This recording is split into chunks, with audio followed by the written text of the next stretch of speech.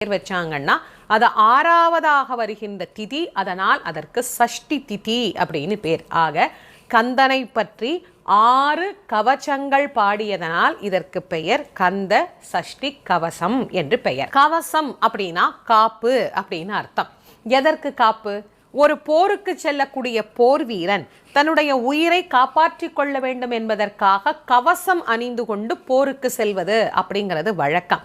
நம் உடலுக்கு கவசமாக, நம்முடைய மனதுக்கு கவசமாக, நம்முடைய ஆன்மாவிற்கு கவசமாக, எந்த துயரும் நம்மை வந்து தாக்காதபடி நம்மை காக்கின்ற கவசங்களாக விளங்குவதனால் இதற்கு கந்த சஷ்டி கவசம் அப்படின்னு பேரு.